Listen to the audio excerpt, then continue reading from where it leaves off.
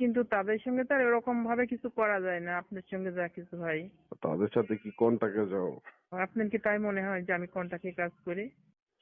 ওইসব ও, কিছু করি না এখন। ও যখন সিনেমায় ভরপুর আকারে কাজ করতাম তখন পরিচালকের সঙ্গে কাজগুলো বেশি বেশি হইতো, কিন্তু বাইরে করার মতো কোনো অপশন ছিল না তো। অনেকদিন পর আপনার সঙ্গে খেলাধুলা হবে ভাবতে অনেক আনন্দ লাগছে আমার, জানেন। তাহলে কি পানি টানি ম্যানেজ করে রাখবো? অবশ্যই দেশি না বিদেশি ম্যানেজ করে রাখবেন।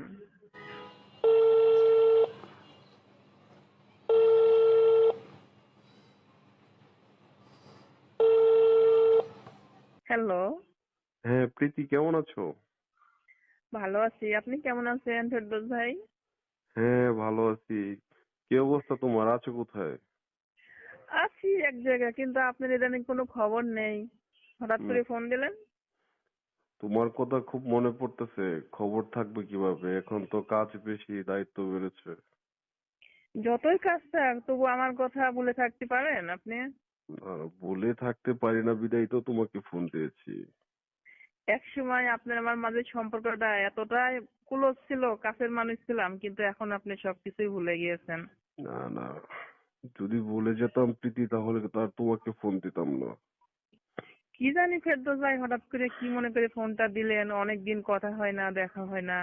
না, তুমি তো দেখতে আছো এখন দায়িত্ব বেড়েছে। হ্যাঁ, আপনি এমপি হওয়ার পর থেকে আপনার অনেক কাজ বেড়ে গেছে, দায়িত্ব বেড়ে গেছে, এই কারণে আমার কথা মনে পড়ে না। না না, মনে ঠিকই পড়ে কিন্তু সময় সুযোগ হয় না ফোন দেওয়ার জন্য। আজকে হঠাৎ এই বসে আছি তো একটু ফ্রি আছি, ভাবলাম যে তোমার সাথে কথা বলি। এক সময় তো তোমার সাথে অনেক সময় কাটাইছি। হ্যাঁ ফেরদৌস ভাই, আমি তো ওই দিনগুলো মিস করি, কিন্তু আপনি এত ব্যস্ততার মাঝে আমাকে কিন্তু স্মরণ করা যায় না। ওই যেখানে দিনগুলো তুমি মিস করো তাহলে তো কখনো আমাকে স্মরণ করো না। কিভাবে যোগাযোগ করব, আপনি যোগাযোগ করে তো পাইনি। কত নাম্বার দিয়ে ফোন দিই, আপনি সেই নাম্বার গুলো তারা ইউজ করেন না এখন।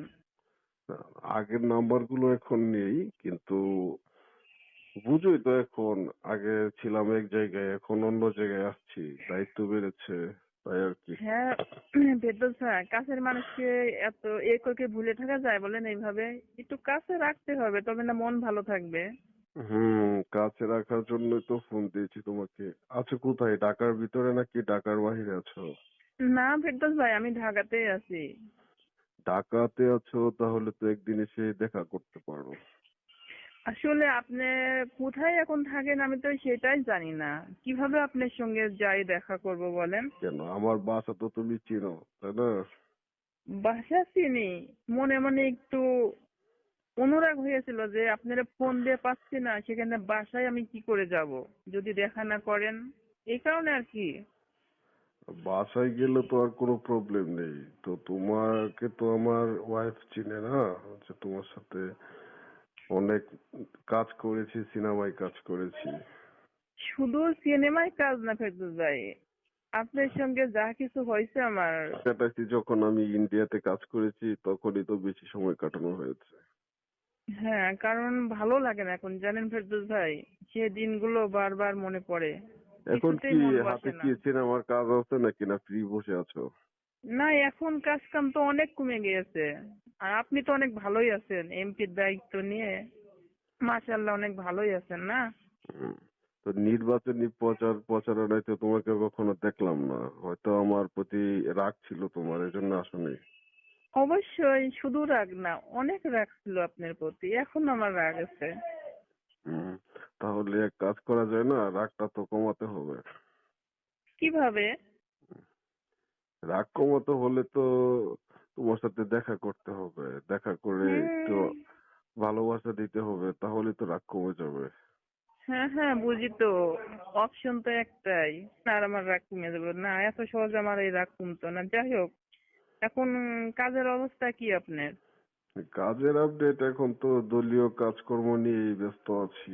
সিনেমার কাজকর্ম ওইদিকে বেশি ঝুঁকছি না। সিনেমা না, আপনার এমপির দায়িত্ব, হাসিনা ম্যাডাম কোথায় কি রকম কি আমরা তো এতটা জানি না, আপনি তার পাশেই আছেন নাকি?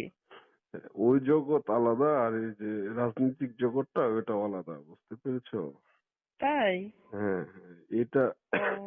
মানে ওই জায়গায় না গেলে বুঝতে পারবে না যে কোনটা কাজের দায়িত্ব কেমন। এখন দায়িত্ব অনেক গুণ বেড়ে গেছে। আমার একটা পদ দিবেন এরকম কিছু? সিনেমার কাজ তো এখন আর নাই বললেই চলে, কিভাবে কি করি বলেন? আপনার পাশে থেকে যদি কিছু করতে পারতাম, হয়তো সেই আগের দিনগুলো মনে হয় ফিরে পেতাম। আমি তো এই জন্য তোমাকে ফোন দিয়েছি যে আমার একটা বিশ্বস্ত মানুষ প্রয়োজন যে সবসময় আমার কাছে থাকবে। তাই নাকি ফেরদৌস ভাই? হ্যাঁ, ওয়াও, যে সুন্দর একটা কথা বললেন। হ্যাঁ, সেই জন্যই তো তোমাকে আমি কল দিয়েছি। তুমি কেন বুঝো না? তুমি তো রাগ দিয়ে বসে আছো। বুঝাইলে তো বুঝতে পারি, বুঝার মতো কথা বলতে হবে। হুম। এখন নিজের থেকে বললাম যে একটা পদ দিবেন, এখন না বলছেন। না, না, সেটা তো আমি বলতাম তোমাকে। বলার তো সময় তোমার সাথে তো আমি অনেকক্ষণ কথা বলবো। তারপর লাস্টে বুঝি। বলবো যে প্রীতি হুম। তুমি কি আমার সাথে কাজ করতে চাও? হ্যাঁ, বুঝতে পারছি, কিন্তু অনেক দেরিতে। যাই হোক, আহ, আমার জন্য তাহলে অবশ্যই একটা পদ রেখে দিয়েছেন না? হুম। আরে তুমি তো শুধু আমার সাথে থাকবা, কাজ তো করবো আমরা ওই যে আগে যেগুলো করতাম ওইগুলোই। কাজ তো মানে ওটা আমার একটা পদের একটা নাম থাকবে আর কি, যে আমি এই পদে কাজ করছি, কিন্তু হুম, আসল কাজ তো আসলেই আমি ওইটা করব না। হুম, কাজটা করব আপনার সাথে, হুম, একান্ত যে কাজটা আমরা করি আর কি, আগে করছি ওইটাই। হুম, হুম। ঠিক আছে, এখন যাই হোক তাহলে। তো আজকে ফ্রি আছো নাকি না ব্যস্ত? ফেরদৌস ভাই, আমি সবসময় ফ্রি থাকি কম বেশি, অতটা কাজ নেই। তাহলে আজকে আমার বাসায় চলে আসো গুলশানে। কেন, আপনার ম্যাডাম কোথায়? ম্যাডাম তো একটু তার বাবার বাড়িতে গিয়েছে, সেই জন্য আর কি একা একা মনে ও, হচ্ছে, যে ভাবলাম যে প্রীতিকে যদি আনতে পারি তাহলে আজকে অনেক ভালো লাগবে, ও, সময়টাও ভালো কাটবে। এই সুযোগে প্রীতির কথাটা মনে পড়লো। আর যাক, প্রীতি, বলার জন্য ধন্যবাদ। প্রীতি ছাড়া তো আমার আর কেউ নেই যে এরকম ভাবে সময় কাটাই। মানুষের থাকে না 4-5টা হুম। গার্লফ্রেন্ড থাকে, আমার তো আর তুমি ছাড়া আর অন্য কেউ নেই। হ্যাঁ ফেরদৌস ভাই, প্রীতি ছাড়া আপনার জীবন সাথী কেউ নাই। হুম, হুম। তো যাই হোক তাহলে এখন, তো আজকে তাহলে সন্ধ্যার দিকে চলে আসো আমার বাসায়। হুম, এটা ভাবছেন আজকে অনেকদিন পরে দেখা হবে না? হুম, হুম, অনেকদিন পর দেখা হবে, অনেক কিছু হবে। কি অন্যরকম কোনো কি আয়োজন আছে নাকি, বাসায় করছেন কিছু? আয়োজন তো কোনো কিছু নেই, তুমি বলো যে কি কি খাওয়া, এগুলো আমি অ্যারেঞ্জ করে রাখবো। আমি যা খাই আর কি, আপনি তো জানেন, ওইগুলো তুমি হলেই তো চলবে। শুধু ওই কাচ্চি বিরিয়ানি পছন্দ করো, ওইটা এনে রাখবো নাকি, না সাথে পানি বিরিয়ানি, টানিও নিয়ে আসবো? বিরিয়ানির সাথে 2-3 পদের পানি লাগবে। ওগুলো তো আমার বাসায় আছে, সবসময় থাকে। ডেট ফেল না, ডেট আছে? না, না, ডেট থাকবে না কেন, অবশ্যই ডেট আছে।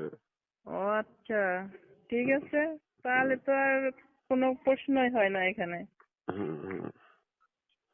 তো শোনো, তাহলে আজকে সন্ধ্যার দিকে চলে আসো। আমি আজকে কিন্তু সারা দিন সারা রাত ফ্রি আছি, আজকে কোনো প্রোগ্রাম নেই, কোনো কাজ নেই। বুঝতে পেরেছো প্রীতি? হুম, আজকের কাজ শুধু রাত ভরে হবে, তাই তো? হুম। শুধু রাতের কাজ। তাই। আচ্ছা, ঠিক আছে, সবকিছু একটু বেশি বেশি রাখেন, বেশি বেশি সবকিছু হবে কিন্তু। সবকিছুই বেশি বেশি হবে, কোনো চিন্তা নেই, কোনো ভাবনা নেই, তুমি চলে আসো। হ্যাঁ, অনেক ক্ষুধা কিন্তু, বুঝছেন ফেরদৌস ভাই? হুম। কেন, আমি ছাড়া কি তোমার সঙ্গী সাথী কেউ নেই? এই কয়দিন কি তুমি না খেয়েই ছিলা নাকি? ফেরদৌস ভাই, আপনার মতো করে কে আমাকে খাওয়াবে বলেন? খাওয়ার তো না খেয়ে থাকা যায় না, কম বেশি খাই, কিন্তু আপনার মতো তো কেউ পারে না খাওয়াইতে। তাই? হুম। তার মানে আমি ছাড়াও তোমার আরো সঙ্গী সাথী আছে?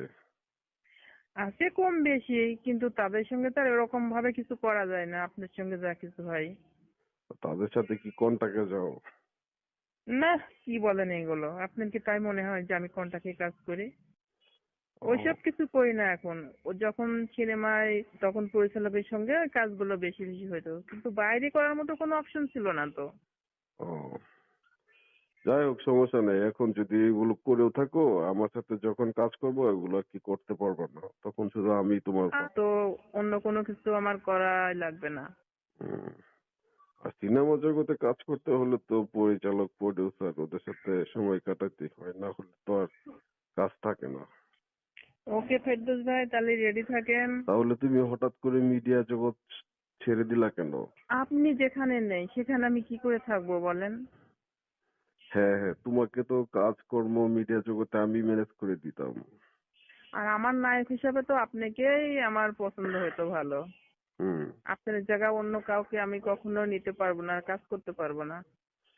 তুমি আমার পার্সোনাল সহকারী হিসেবে থাকবা, যেহেতু এখন আমি এমপি হয়েছি বাংলাদেশে 5 বছর এই পদে আমার থাকতে হবে, তাহলে তুমি 5 বছর যাবত আমার সাথেই থাকবা, বুঝতে পেরেছো?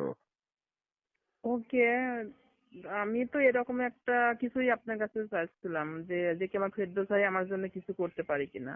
হুম। তাই। আপনার মনের মানুষ আজকে কাছে আসছে। হুম হুম।